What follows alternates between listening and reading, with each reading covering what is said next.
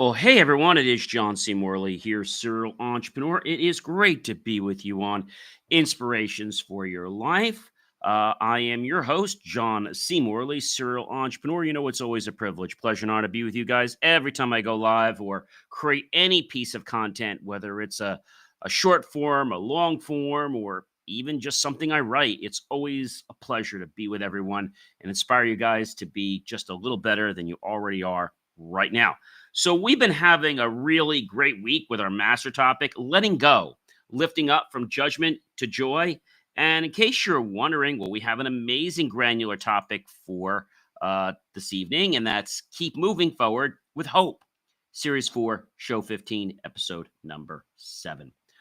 All right, guys, maybe this is the opportunity and time that you want to go head off to that kitchen, get something hot, something cold, something sweet, something tart, something healthy or not. That choice is totally up to you. So, again, welcome everyone. Go get that and hurry on back. Again, I hope you'll check out believemeachieve.com for more of my amazing, of course, inspiring creations.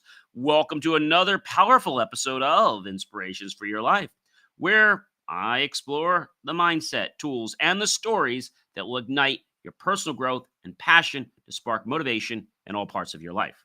Again, once I am Mr. John C. Morley, serial entrepreneur, podcast coach, and host, and serial entrepreneur. And of course, today's got a very amazing theme. Incidentally, this is our series 4, show 15, episode number 7. All right, a lot to talk about tonight. Yes, a lot.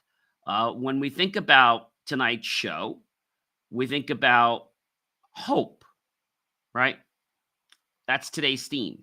It's one that touches every heart, even if people don't want to admit it does. And every journey, hope. In this episode titled, Keep Moving Forward with Hope, we're diving deep into the energy that propels us through hard times, the belief that something better awaits us, and how we can use small but intentional actions to change the course of our lives. Whether you're struggling with a setback, seeking inspiration, or simply needing the nudge to get off your butt and move forward, this episode is exclusively for you. And it'll be your guide to reigniting your inner spark. So let's journey together, all right, everyone? And forward we shall go to learn more about ourselves and how we can become just a little better than we were before. Our first point for this evening is the power of forward momentum in tough times. When life hits hard, our natural response may be to stop, freeze, or retreat. But the real power lies in forward motion. Even if it's slow, momentum builds confidence. Momentum invites possibility. When you keep moving, you tell your fears they don't own you. You may not have all the answers right now or see the full path ahead, but taking one step at a time will generate progress. And the truth is, motion is healing. It pulls you out of paralysis and into potentials. Now, remember, it's not about the speed at which you move forward, it's about the direction and the consistency. And that direction is forward, and consistency is the key, ladies and gentlemen, to keep achieving success. Remember, success is not an end game, it's a continual, perpetual thing that you do all the time. Number 2, why hope is more than just wishful thinking. Hope isn't a fluffy idea or a passive feeling. It's an active, empowering force. True hope is rooted in the belief that your actions matter and that outcomes can improve with effort and patience. It fuels perseverance and cultivates emotional strength. When we see hope not just as a desire, but as a decision, we give ourselves permission to keep trying. Hope changes how we interpret setbacks. It shifts the lens from this is the end to this is just part of my journey. And that's a very powerful transformation, but a lot of people don't want to admit that. They don't want to be part of that because they're afraid. Number 3, small steps equal big progress. Say it with me. Small steps equal big progress. Consistent small steps equal amazing progress. Sometimes we look for massive leaps to define success, But in reality, the most meaningful progress often comes from small things, consistent steps, a single phone call, a new habit, a thank you, a brave conversation. These seemingly minor actions are the building blocks of transformation in our lives. When you shift your focus from how far I have to go to what can I do today, you reclaim the control, the freedom of yours that is your birthright. Don't underestimate the power of daily effort because every single step will compound. And that's important. It all adds up. Number four, guys, overcoming fear with faith in the future. Fear is loud. It tells you to stay put, to not take risks, and to avoid change. But faith, even the size of a mustard seed, can silence fear's noise. Faith in the future doesn't mean you ignore reality. It means you believe that what lies ahead can be brighter than what lies behind. In when you pair with faith and action, magic happens. Fear will always knock on your door, but faith invites you to open it anyway, to step through, and even if you're trembling, courage isn't the absence of fear, it's moving forward despite it. Number five, stories of resilience that inspire. We've all heard stories of people who faced incredible adversity, illness, loss, joblessness, heartbreak, and still managed to rise above the ashes. What do they all have in common? See, resilience fueled by hope is what the key ingredient is.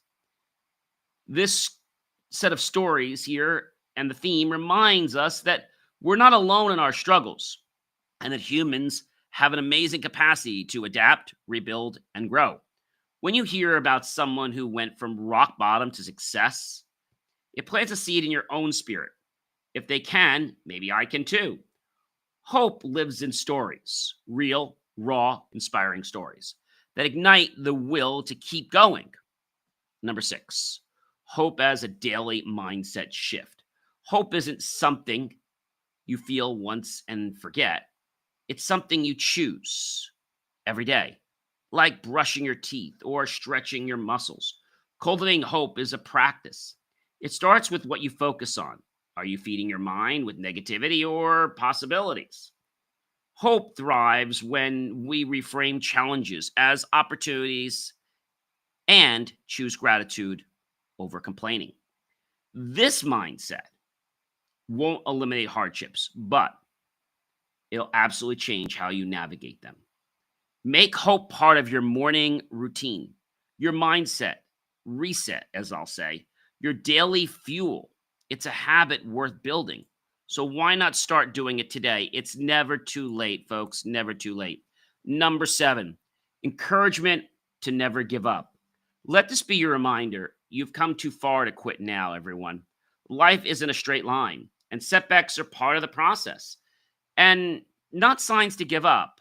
When you feel like you're at your limit, dig into the reason you started. Surround yourself with voices and people that lift you up. And most of all, remember that your journey is still unfolding. Giving up might feel like a shortcut to relief, but staying the course brings growth, transformation, and reward. Keep going. The breakthrough might be just around the corner. You know, when we think about the corner and we think about our lives, a lot of times we don't take that extra step. You know why? Because we're so comfortable and we don't know what it's going to be like outside the covers, in another world, in another environment, in another language, in another discipline.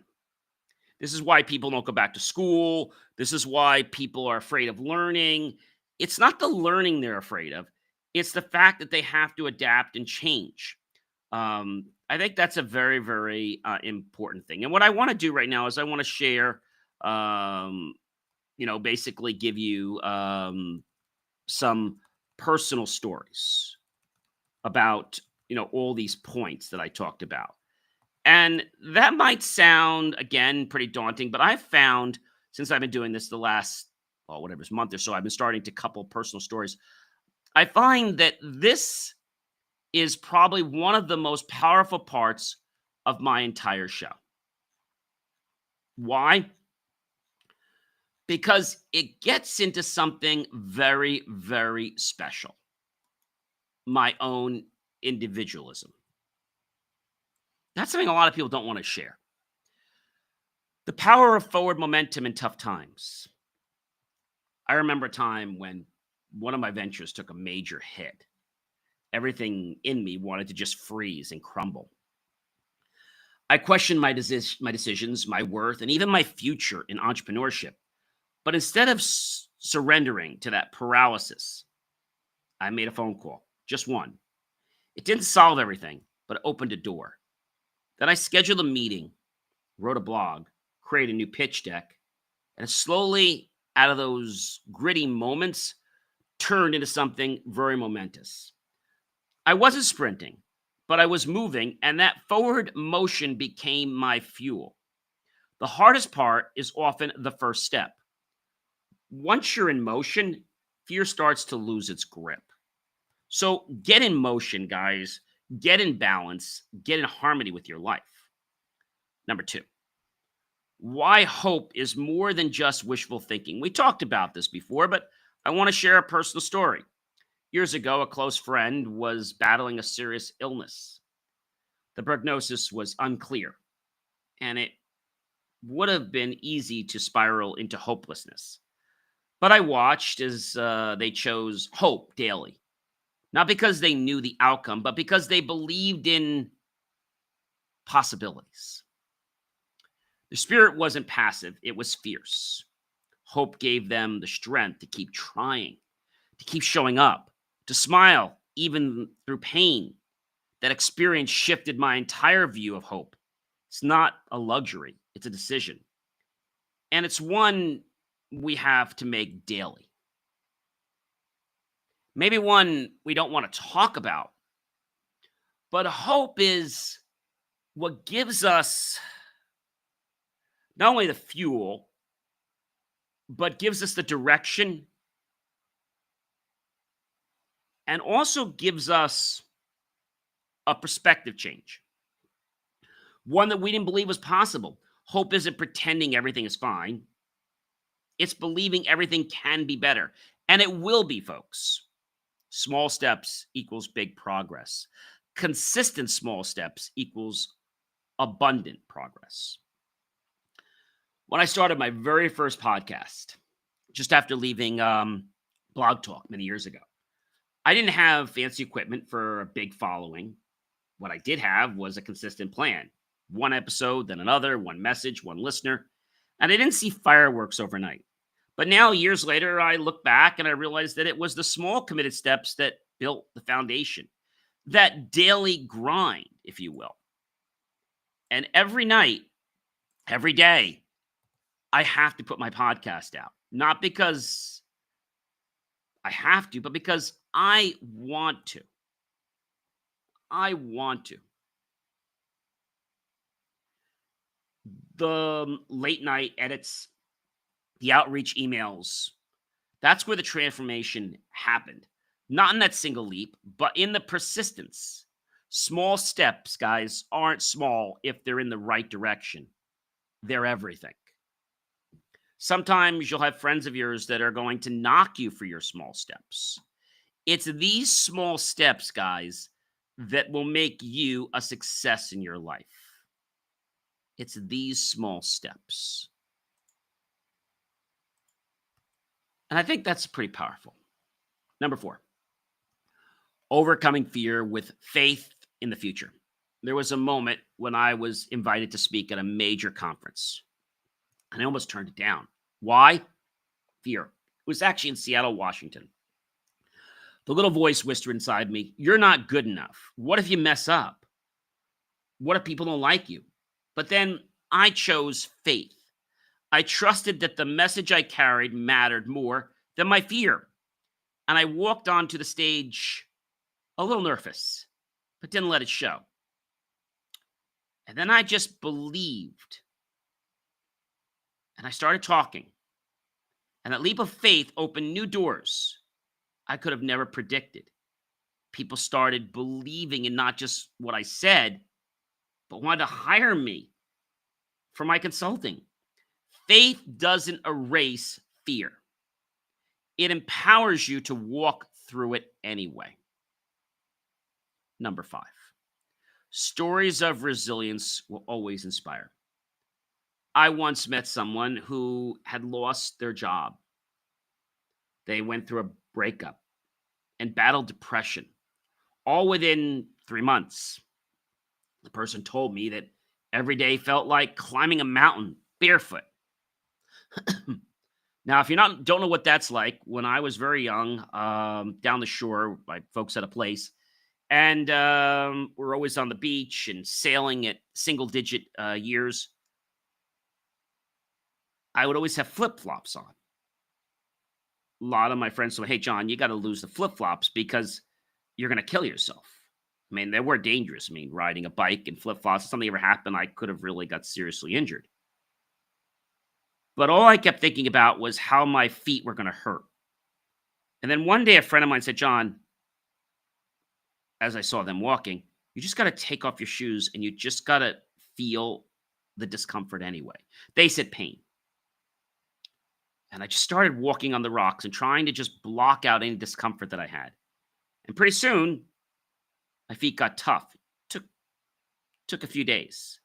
But then after a few weeks, it was just slightly discomforting. And after a month, it was like a tickle that barely bothered me. And by the end of the summer, I was just rolling through these small stones. And I think that's an important thing. You tell people today, you got to walk on stones, right? That's not easy to do barefooted. So, climbing a mountain barefooted, you can imagine, is not very comfortable. There could be hot rock, there could be uncomfortable rock. But I started journaling, then doing some more volunteering. Eventually, actually, this is what the person had done. He had started journaling. I was giving him advice to start journaling. I always journal. I got him to volunteer more. The volunteering led him to get a part-time job. And then another door opened with an opportunity. He's now thriving and helping others navigate similar struggles. His story reminds me of the faith of a mustard seed that turned into an abundant garden. You see, we all fall, but some rise in ways that light the path for others. Let me say that again. We all fall, but some rise in ways that light the path for others. Your story of survival could be someone else's roadmap. Number 6, hope as a daily mindset shift. Every morning, I write down 3 things I'm grateful for. It sounds simple, but it reshaped how I approach challenges. Even on stressful days, I find a spark of light. Even when I put anything in my mouth, whether it's just a piece of candy or whether it's juice or a piece of fruit or dinner, I stop to give thanks and pray for that snack or that meal. And this consistent practice became my hope anchor.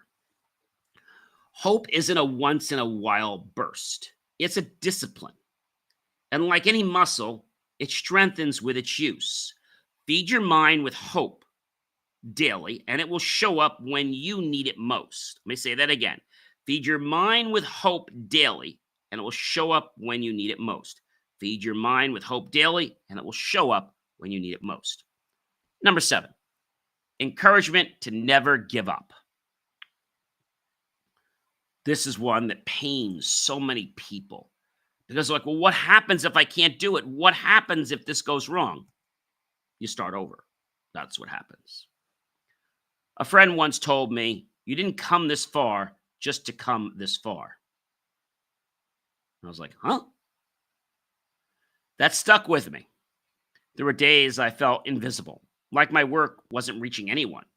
But then a listener emailed me, Your podcast changed my perspective and my life. That was the breakthrough moment. If I had quit, I never would have known the impact. Every step, every effort was preparing me for that moment. And now I keep going, not because it's easy, but because it's worth something. And I know my value. I know there's some people out there that, they just want the glitzy stuff. They don't want to know the truth. And that's okay. I have a motto: love me, like me, or hate me, but I keep going on. And I never disrespect anybody. I always treat people with respect. And if someone isn't treated with respect, it's not intentional. And I always apologize for it if that ever happens. Sometimes there's communication challenges. Sometimes there's a cultural shift. I didn't mean to say it that way or for it to come out that way, but the person took it in that manner. I want to share something that happened recently to me. I was actually at an event at an institution where I go. And this event was going to be like a talk and then dinner, religious organization. So I had gone, and this world-renowned lady came in to talk about a topic. Now, I'm not going to get into the topic, but the topic was personal. And all I'm going to tell you is that the topic addressed a concern that a lot of women have. That's pretty vague in general. But the topic got very intense, emotional. And let's just say that it was so hitting that it took me a few minutes to get my appetite back. Again, I don't want to go into all the details. And I remember saying the same thing that I just said to you here, to someone. And I said, I really like coming here because this is a lot lighter than that. And that's not bad. I don't think it's disrespectful. That person, which I think is very interesting, complained about me. Complained about me. There's obviously a process of, when they complain and do things like that. But this person complained about me. And, without reading you the actual, let's say, soliloquy that I got, but I was greeted with an email just a few days ago, summing the fact that our office has received a report of incidents where you did blah, blah, blah. And then the second part of it was that made comments which made other students feel uncomfortable.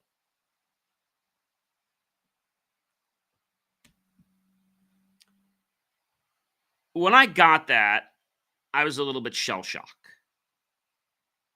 All of you that know me here on the show and for all the stuff I do, I never mean to harm anyone or make anyone feel in a manner that is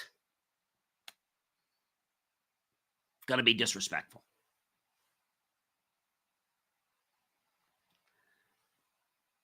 And at the bottom of this letter, okay, it actually said that they had taken the ability, I guess, to review my schedule, which I thought was interesting.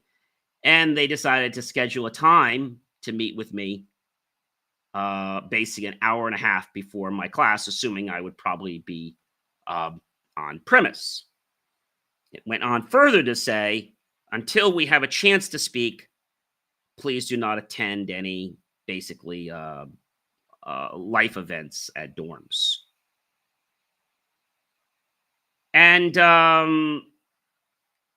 then I get in the bottom of the message that it's mandatory that you contact me within 24 hours of the date of this letter to confirm or request a reschedule meeting Failure to attend this meeting may result in a referral to um, what they call student adjudication.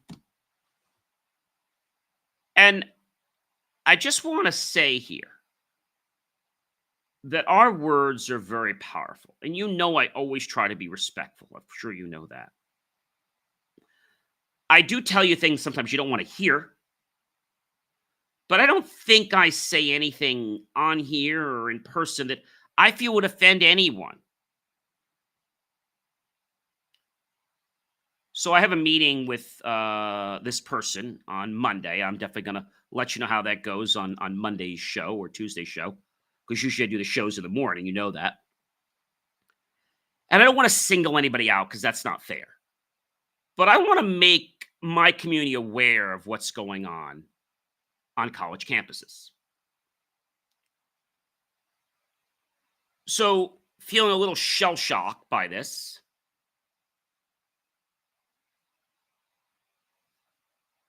has me just kind of in a little of a quandary. The person could have said to me, "Hey, John, I'm uncomfortable. Could you not talk about that?" That's all they had to say. But I didn't really say anything that got too involved. It even got too personal.